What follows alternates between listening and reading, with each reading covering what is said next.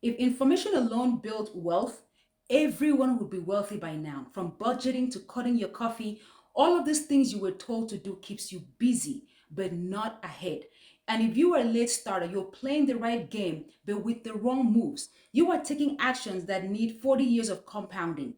Personally, I went from a minimum wage to seven figures in under 7 years, even when I started late. So in this video, I'm going to show you the five minimalistic, simple money rules that I started as a late starter that helped me make up for lost time and actually build financial freedom. And one of those rules alone is quietly costing a lot of people over $200,000 in their lifetime if they ignore it. Let's get into it. Rule number one, everything has two price tags. The first one is the price that you actually see. The second one is the freedom that you just sacrifice in exchange for that thing. For example, the treadmill in your spare room, that's not just clutter. That's $1,200 that could have been $4,000 in 8 years. The upgraded car, that's not just a nicer drive. It's thousands of dollars in depreciation, insurance, and low investment growth. And there's another hidden cost no one talks about, and that is your attention. Everything that you own needs something from you. It needs space, it needs maintenance, organization, worry, your attention. Your possessions slowly start occupying the mental space that you need to build your future. But the most expensive price tag is the opportunity cost.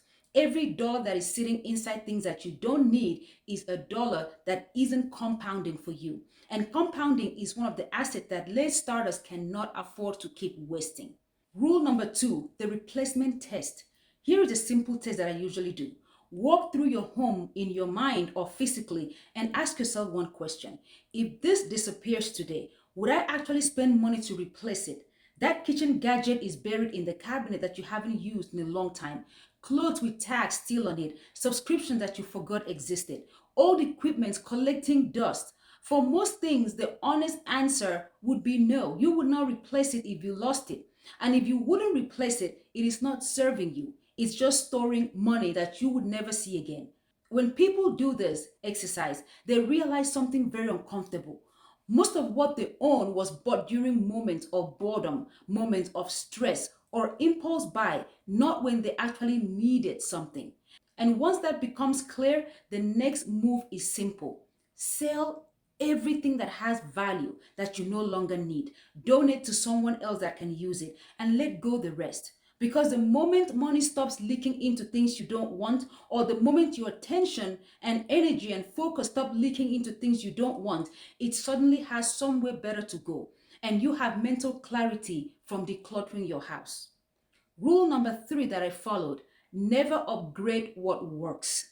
There is one habit that quietly destroys wealth, upgrading things that already work. The phone that still runs perfectly, just because a new model comes out, you go upgrade it. The car that gets you everywhere you need to go. Furniture that does exactly what furniture is supposed to do. None of these things are broken, but most times we upgrade them because of peer pressure, because of impulse or stress. We just want to buy stuff to relieve the stress. So modern marketing has trained us to believe that boredom means upgrade, and your boredom is extremely profitable for businesses because that's when you spend. The average person replaces their phone every 2 to 3 years, and over their lifetime, that one pattern alone can cost over $50,000. Now apply that same upgrade mentality to cars, furniture, electronics, clothes, and everything else that we see on social media. Suddenly, you're looking at hundreds of thousands of dollars that could have been building your financial freedom instead. So, the simple rule is if it works, it stays. That's the rule that I have been using. If it works, it stays.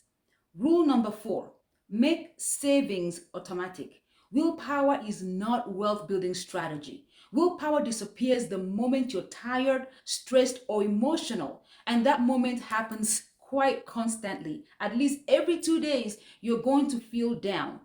People who build wealth, they don't rely on discipline because discipline cracks under pressure. They rely on a system or a structure. Their money moves before they can spend it. Savings is automatic. Investment automatic. Debt payment, they make it automatic also.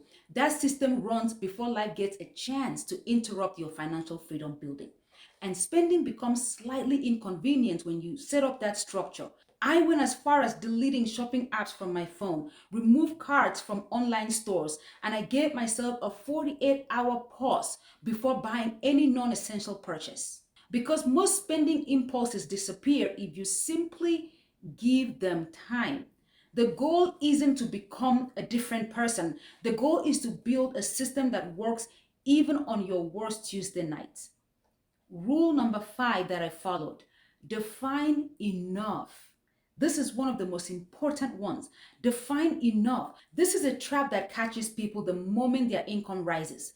They never define what enough looks like. So when income increases, the lifestyle expands instantly to match that income. But somehow, the financial stress never changes because the finishing line keeps moving. People who escape this cycle, they do one thing differently. They define enough before their income grows. What kind of car is enough? What kind of home is enough? What lifestyle actually makes them happy that they don't need to add anything else to feel better? Then when the income rises, the difference builds wealth. If you earn $150,000 and spend 80,000, that difference is what builds wealth. But if you earn $150,000 and you spend $150,000, you are stuck in that cycle. Rule number 6: wealth is what you can choose. Most people measure wealth by what they own: the house, the car, the visible signals of success.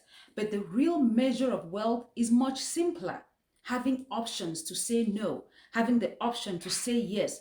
Can you leave a job that's destroying you? Can you take time off when your family needs you? Can you say no to work that pays well but costs your peace? Freedom only exists when your life costs less than what you earn. So every purchase is a trade. You are exchanging your future freedom for something today.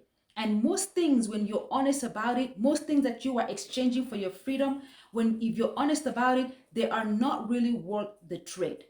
So now here is your actionable step.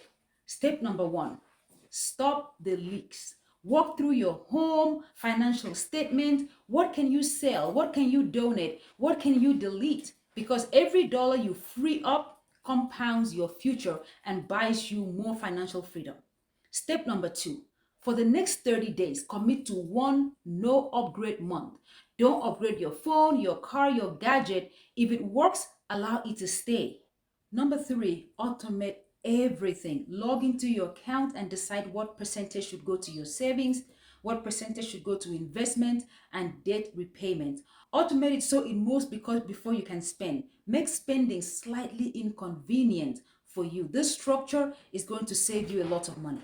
Number 4, define enough. Decide what lifestyle truly makes you happy. Any extra income, direct it straight to building your financial freedom, not buying more stuff.